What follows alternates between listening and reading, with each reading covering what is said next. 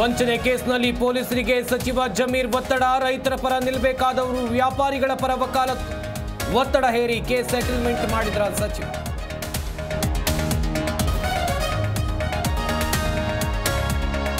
ಹೈದರಾಬಾದ್ನ ವ್ಯಾಪಾರಿಗಳಿಂದ 1.86 ಕೋಟಿ ರೂಪಾಯಿ ವಂಚನೆ. ಆರೋಪಿಗಳನ್ನ ಬಂಧಿಸಿದ್ದ ಪೊಲೀಸರು.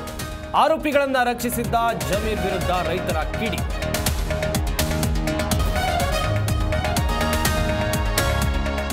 ಡಿಸಿಎಂ ಡಿಕೆಶಿ ಬೆಂಗಳೂರು ನಡಿಗೆ ಅಭಿಯಾನ. ಶಿವಾಜಿನಗರ ವ್ಯಾಪ್ತಿಯ ಕಬ್ಬನ್ ಪಾರ್ಕ್ನಲ್ಲಿ ಕಾರ್ಯಕ್ರಮ. ಸಾರ್ವಜನಿಕರ ಸಮಸ್ಯೆ ಆಲಿಸಿದ ಡಿಕೆಶಿ.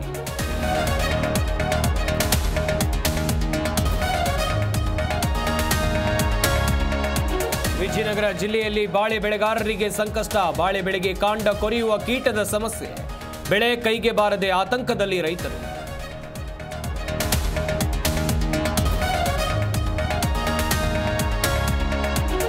ಹೋಂಸ್ಟೇ ಸ್ನಾನಗೃಹದಲ್ಲಿ ಯುವತಿ ಸಾವು. ಗೀಸರ್ನಲ್ಲಿ ಅನಿಲ ಸೋರಿಕೆಯಿಂದ ಸಾವು ಶಂಕೆ. ಮೂಡಗೆರೆಯ ಖಾಸಗಿ ಹೋಂಸ್ಟೇನಲ್ಲಿ ಘಟನೆ.